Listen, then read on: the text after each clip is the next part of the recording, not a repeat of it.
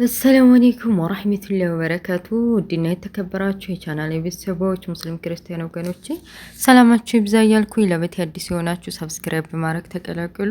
ነባሮች ደግሞ ላይክ ሼር ማድረጋችሁ እንዳትረሱ። የአደይን ድራማ ይዤላችሁ መጥቻለሁ። አብራችሁ ይቆዩ። ቪዲዮውን በላይክ ጀምሩት። የአደይ ድራማ ሲጀምር ባቡሬ በቃ አደይ ለሙ የሆነ ነገር እንደደበቀችበት በቃ አውቋል፣ ጠርጥሯል። እሷ አትነግረኝም፣ እኔ የሆነ ነገር ማድረግ አለብኝ ብሎ አስቧል።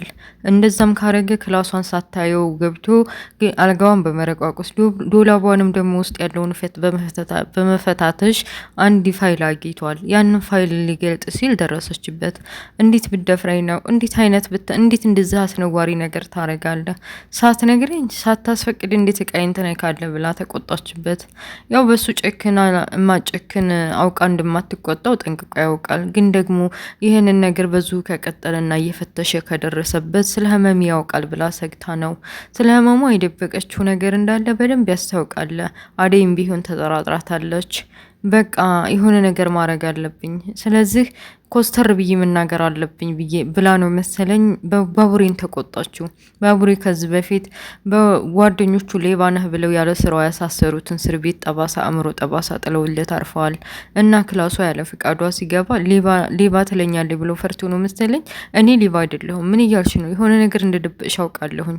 ይህንን ፋይል ገልጬ ላነበው እፈልጋለሁ። በቃ ሁሉንም ነገር ማወቅ እፈልጋለሁ። ቆይ እኔ ላንቺ የቀረብኩ ሰው አይደለም እንዴ? እኔ እኮ በጣም ቀርብሻለሁኝ። እኔን ባቡሬን ትደብቅኛለሽ? የሆነ ነገርማ እንዳለ ታስታውቂያለሽ። ሰሞኑ እያለቀሽ ነው። ደግሞ አንቺ ባትናገሪ ያንን ዶክተሩን ሂጃ እናዝዘዋለሁ እያለ ኮስተር ብሎ ጠይቃት። ምናልባት ትነግረኛለች ብሎ አስቡ ይሆናል። እሷ ግን በጭራሽ አይሆንም ብላ በእምቢነቷ ጸንታ እምቢ ብላው ከክላሷ አስወጥታለች። እሱም እየተናደደ ወጥቶ በቃ የሆነ ነገር ማድረግ እንዳለበት ገብቶታል። ቤዛና ወንድሟ በቃ በሚሆነው ነገር ግራ ገብቷቸዋል። አራጣ አበዳሪው ገንዘብ ስለሚያስፈልጋቸው አንጡት ተተባሉ በኋላ ከገጠር የመጡትን አበብንና ፍቅረኛውን አከራይተው የ3 ወር ደሞዝ ከተቀበሉ በኋላ በቃ በውጭ ባገኙት በወጡ ቁጥር ምጭቃጭቅ ሆኗቸዋል። እንግዲህ የቤዛ ወንድም ፍቅርን አፍቅሬያታለሁ፣ የዛ ዕለት ሌሊት አብሬያት ስላስመሸዋትና መልኳን ስላየሁት አበርኩልሽ፣ ሸርኩልሽ፣ ሰከርኩልሽ እያለ እያስቸገረ ነው። እሷ ደግሞ እናታችንን የሞተችበትን ያራጣ አበዳሪ ገንዘቦችን እነሱ መልሰን ቤተሰቦቻችን ሲታመሙ ሲጎልባቸው ድሃ ሲሆኑና ገንዘብ ሲፈልጉ ከጎናቸው ያልቆሙ ሰዎችን መበቀል ነው የምትፈልገው እንጂ ስለ ፍቅር ምንም የምታስበው ነገር የለም። እና ወንድሟ ለስለስ ያለ ነው። የሆነ ነገሩ እንኳ አንድ ነገር ክፉ ቢያደርገውም እንኳ የሆነ እንዲህ ኩን እንደዛ አሁን ጥሩ አይደለም ብሎ ከተቆጡትና ከተመከረ የሚመለስ ነገር ነው። እና ፍቅር አሸንፎታል። ፍቅርን አፍቅሮ አስሬ ደጇ እየጠና ነው።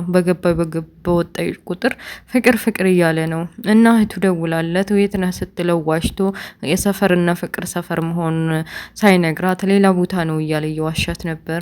እሷም ጠርጥራ እንዳጋጣሚ ከኋላው ስለነበረ ይደርሳበታለች። ቆይ አንተ ምን ይሻልሃል? ጤነኛ አይደለም እንዴ? እንዴት ትሸውደኛለህ? ደግሞ ሰፈር ምን ትሰራለህ? እያለች ታወጣጣው ጀመር። እሱም ሳይደብቅ ምላሱ ላይ ያለውን አምጥቶ ነግሯታል። ፍቅር ቆይ አንተ ጤነኛ አይደለም እንዴ? እንዴት ነው ፍቅር የምትባባለው? እናቷ እዚህ ሰፈር ቢያዩት አለችው። አረ እናቷ ጋር አስተዋውቀኛለች፣ የክፍሌ ተማሪ ነው ብላ አስተዋውቀኛለች። አትጨነቂ፣ ቤቷ ድረስ ወስድ የክፍሌ ተማሪ ነው ጓደኛሞች ተባብለን አስተዋውቀናለች። ለዛ ነዋ ቤቴ ድረስ መታ የጠፈጠፈችኝ። አንተ ላይ ስርዓት ይኖርህ። ታውቃለህ አሁን ብዙ ችግርና መከራ እንዳለብን። ስለ ፍቅር ስለ ገለመሌ የምናወራበት ሰዓት አይደለም ብላ ኮስተር ብላ ወደፊት ስለ ፍቅር ጋር ያሰበውን ወይም ደግሞ ልቡ ፍቅርን ቢመኝም እንኳን እንደማይሳካለት ተስፋ እንዲቆርጥና ካሁኑ እንዳይጀምረው አስጠንቅቃ ነግረዋለች። እሱ ግራ ገብቶታል። እንግዲህ ሩታ አግባብታ ሮማንን ምን ያክል እንደሚያፈቅራት እስካሁን ገጠር ስንሄድ እኮ የነገረች መስሎኝ ነበር ብላ አግባብታ ልነግራት ነበረ። ግን ደግሞ ግራ ገብቷታል። ገጠር አካባቢ የደረሰባትን ነገር እንዴና ታይታ የነ ዴቭን አክስት ወይም ደግሞ የነ ፍቅርን እናት አማክራቸዋለች። እኔ ነኝ ወይስ ህዝቡ እብዱ?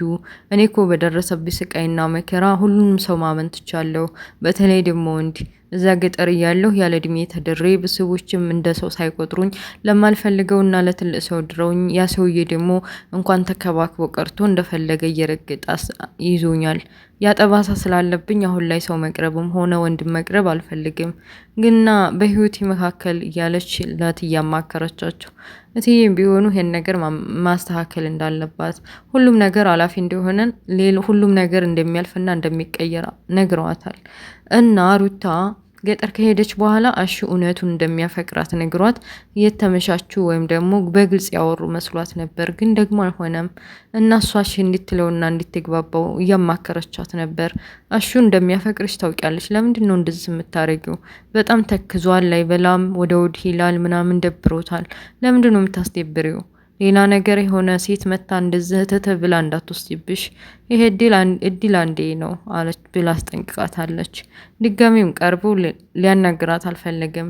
እስከ ዛሬ ይገባታል፣ ትረዳኛለች ብሎ በትንሽ በትልቁ ምን ያክል እንደሚያፈቅራት ሊያሳያት ሞክሮ ነበር። ግን ደግሞ እሷ ያው በእሷም መፍረድ አይቻልም። ገጠር የደረሰባት ስቃይና መከራ፣ ከዛ ደግሞ ከማትፈልገው ከዛ ከማን ነበር ስሙ ከጫኘ የሚባለው ልጅ አርግዛ ማስወረዷ ሁሉም ነገር ስለተመላለሰባት ወንድ መቅረብ ዝግጁ አይደለችም አሁንና ፍቅሩን አልተቀበለችውም።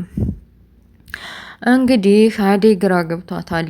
በቃ የለሙ ህመምማ እንዲህ በቀላሉ ትንሽ ነገር አይደለም፣ የሆነ ነገር ማድረግ አለብኝ፣ ዶክተሯን ሄጄ ማናገር አለብኝ ብላ እንዴት ታማሚ ትኬት ቆጥራ ስሟ ሲጠራ ወደ ዶክተሩ ሄደች። ዶክተሩም ግራ ገብቶ ታዲያ ያመመሽ እንዴ? ምንድን ነው ችግሩ? ምን ተፈጥሮ ነው እያለ ጠየቃት። ግራ ገብቶታል። ትናንትና እኮ ከሌሊ ጋር መተሻይችሽ ነበር አላመመሽም? ዛሬ ደግሞ ሆነሽ ነው አመመሽ እንዲ አላት። አይ ዶክተር እንደዛ አይደለም፣ ስለ ሌሊ እውነቱ እንዴት ነግረኝ ፈልጌ ነው። ያው እዚህ እናንተ የምታስገቡት ታማሚ ብቻ ስለሆነ እንዲ ታማሚ ትኬት ቆርጬ ነው፣ ለዛ ነው ስሜ ሲጠራ የመጣሁትኝ ብላ ነገረችው። ምናልባት ይነግረኛል ብላ ተስፋ አድርጋ ነበር።